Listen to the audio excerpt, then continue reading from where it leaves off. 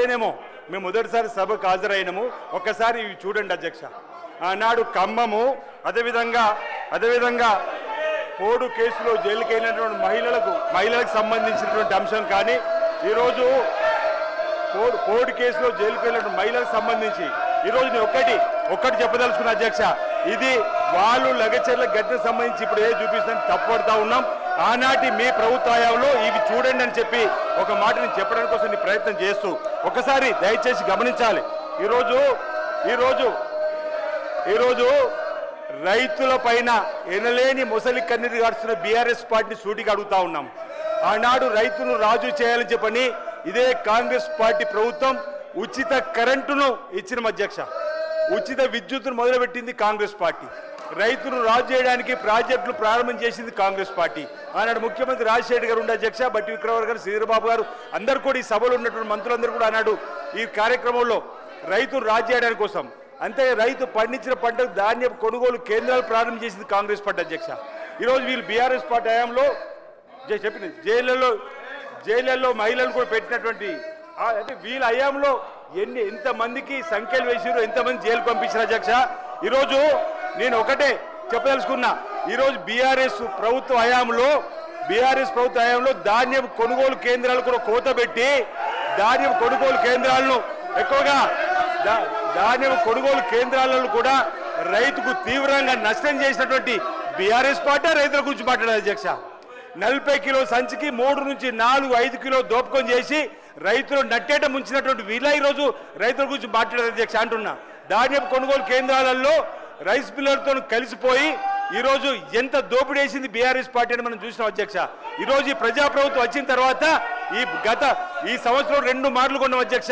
రైతులకు తప్ప తాళ్ళు పేరిట అదనంగా కొనుగోలు చేయకుండా చేసేటువంటి కార్యక్రమాన్ని ఈరోజు రైతు కోసం ఈ కాంగ్రెస్ ప్రభుత్వం గౌరవ ముఖ్యమంత్రి రేవంత్ రెడ్డి గారి నాయకత్వంలో చేస్తుంటే చూస్తూ ఊరవలేక కోడంగోలు జరిగినటువంటి ఘటన పెట్టుకొని ఈరోజు అధ్యక్ష మీ చైర్ను బెదిరిస్తూ మిమ్మల్ని అవమానపరిచే విధంగా మాట్లాడుతూ ముందుకు వచ్చేటువంటి దాన్ని కూడా సీనియర్ నాయకులు అధ్యక్ష అక్కడ 20 ఏళ్లుగా మేము ఉన్నామని చెప్పి 20 years ఇండస్ట్రీ అని చెప్పుకున్నటువంటి సీనియర్ నాయకులు కూడా ఈ విధంగా సభ నడవకుండా ఒకరిని ఎత్తుకుంటున్నారు అధ్యక్ష. ఇక్కడ ఓ ఎమ్మెల్యే మరో ఎమ్మెల్యే ఎత్తుకుంటూ ఈరోజు వీళ్ళు పార్కు పోయినట్టుగా భావిస్తున్నారు అధ్యక్ష. అసెంబ్లీకి వచ్చినట్టు వీళ్ళు భావిస్తలేరు. ఓ పార్కు పోయినట్టుగా అసలు ఈ అసెంబ్లీ నుంచి ఎప్పుడు వెళ్ళిపోదామని చెప్పిన ఆలోచన తప్ప ఒకటి కాదు.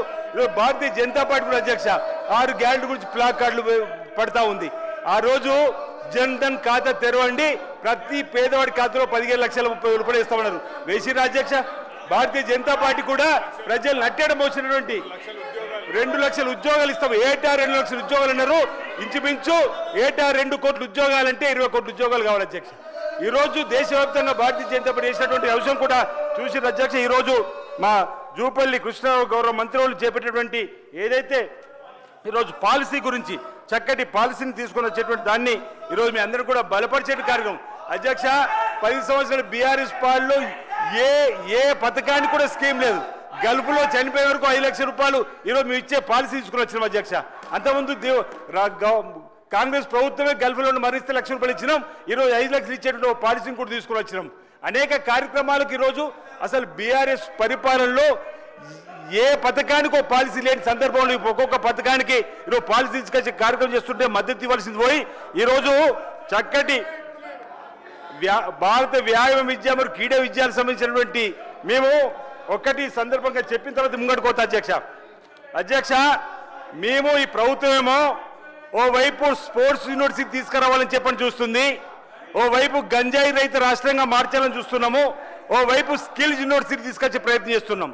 కానీ బీఆర్ఎస్ పార్టీ విద్వేషపు వాట్సాప్ యూనివర్సిటీని తెలిసి విద్వేషపు వాట్సాప్ యూనివర్సిటీ ద్వారా ప్రజలందరినీ తప్పుదో పట్టిస్తున్న సందర్భం అధ్యక్ష.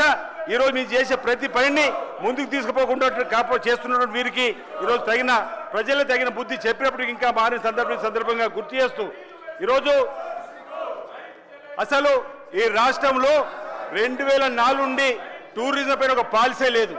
ఈరోజు జూపల్లి కృష్ణారావు గారు 2025-30 సంవత్సరానికి తెలంగాణ టూరిజం పాలసీ ఆవశ్యకత పైన ఒక కార్యక్రమాన్ని రూపొందించి ఈ సభ ద్వారా ప్రజలకు చెప్పడం అనేది ఈ ప్రభుత్వం కట్టుబడి ఉండి రాబో రోజుల్లో టూరిజం ద్వారా పర్యాటకును దేశ విదేశాల నుంచి భారతదేశంకి వచ్చిన వారిని భారతదేశంకి వచ్చిన ప్రతి ఒక్కరు కూడా తెలంగాణకు వచ్చే విధంగా హైదరాబాద్తో పాటు ఈరోజు మన తెలంగాణ నుంచి 9 ప్రాంతాల్లో ఉన్నటువంటి వాటిని వికారాబాద్లో కానీ సోమశిల, రామప్ప, కాళేశ్వరము, నాగార్జున సాగర్, భద్రాచలం, వరంగల్, చార్మినార్, ఈరోజు మనం ఏదైతే మూసీని కూడా ఈరోజు డెవలప్ చేయాలనుకుంటూ దాని చేసే కార్యక్రమంతో పాటు నేను కొన్ని సూచనలు కూడా సందర్భంగా చేస్తున్నా అధ్యక్ష. వేములవాడ రాజన్న ఆలయం హైదరాబాద్ నుంచి 150 కిలోమీటర్ల దూరం ఉంది అధ్యక్ష. శంషాబాద్ ఎయిర్పోర్ట్ నుంచి కూడా ఈరోజు వేములవాడలో కూడా పర్యాటకంగా పెంపొందించిన చక్కటి అవకాశాలు ఉన్నాయి. కాబట్టి అక్కడ మా దగ్గర mid Manair dam, lower Manair dam కరీంనగర్లో ఉన్నటువంటి సందర్భంలో సీ ప్లేన్లను కూడా మనం ఒకవేళ అవకాశం ఇచ్చినట్టయితే అధ్యక్ష, ఇప్పటికే ఆంధ్రాలో విజయవాడ నుంచి ఈరోజు శ్రీశైలం వరకు సీ ప్లేన్లు అవకాశం ఇచ్చి పర్యాటక రంగంగా ముందుకు పోవడానికి అవకాశం ఇస్తున్నారు. ఇక్కడ కూడా మా వేములవాడ రాజన్న ఆలయానికి పోటెత్తుతున్న భక్తులకు సీ ప్లేన్ ద్వారా మిడ్ మానేట్ డ్యామ్లో కానీ లోయర్ మానేట్ డ్యామ్లో కానీ దిగడానికి అవకాశం ఉన్నటువంటి ఆ మిడ్ మానేట్ డ్యామ్లో ఎల్ఎండిలో మిడ్ మానేట్ డ్యామ్లో కూడా మా వేములవాడకు సుమారు 8 కిలోమీటర్ల దూరంలో ఉన్నటువంటి ఎంఎండిలో ఈరోజు సీ ప్లేన్ సౌకర్యానికి ఏర్పాటు చేసినట్టయితే చక్కటి అవకాశాలు దూర ప్రాంతంలో వచ్చేవారు కూడా రాజన్నను దర్శించే అవకాశం ఉంటుందన్నమాట చెప్తూ ఈరోజు మిడ్ మానేట్ డ్యామ్లో బోటింగ్ కూడా ఒక అవకాశం ఉంది అధ్యక్ష. బోటింగ్ సౌకర్యాన్ని కూడా పెంచుకోవడానికి వీలున్నటువంటి సందర్భంగా మీ అందరూ కూడా గుర్తు చేస్తారు అధ్యక్ష. ఈరోజు హెలిప్యాడ్లను కూడా అనేక విస్తృతపరచాలని చెప్పినటువంటి ఆలోచనలు టూరిజం శాఖ ఉన్నటువంటి సందర్భం. వేములవాడలో 6 హెలిప్యాడ్స్ ఉన్నాయి అధ్యక్ష. ఇప్పటికీ మహాశివరాత్రి సందర్భంగా భక్తుల రాకకు పోకలకు అవకాశం ఇస్తున్నారు. వీరంతగా ప్రతి నిత్యం కూడా ఒక హెలిప్యాడ్ సౌకర్యం కల్పించిన వేములవాడలో టూరిజం పెరగడానికి అవకాశం ఉంటుంది. హరిత హోటల్ కూడా పెంపొందించడానికి అవకాశం ఉంటుంది అన్నమాట ఈ సందర్భంగా నేను తెలియజేసి అధ్యక్ష. హరిత నాంపేల్లో మా దగ్గర రోప్ వే అనేటువంటిది కూడా గత ప్రభుత్వం వేయలేదు. గత ప్రభుత్వం ఏటా 100 కోట్ల దేవాలయ కూడా ఇవ్వని సందర్భం గౌరవ ముఖ్యమంత్రి రేవంత్ రెడ్డి గారు, గౌరవ మంత్రులందరూ కూడా 7 మంత్రులు మా దేవాదాయ శాఖ మంత్రులతో సహా గత నెల 20వ తేదీనే ఇంచుమించు 120 కోట్లతో అభివృద్ధి కార్యక్రమాలు కూడా మేము ముందుకు పోతా ఉన్నాం.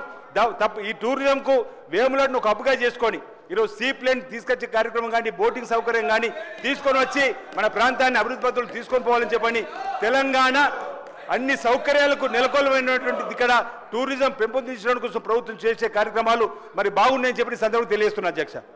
గౌరవ మంత్రివర్యులు. అధ్యక్ష, నేను ఈ సభకు సవినయంగా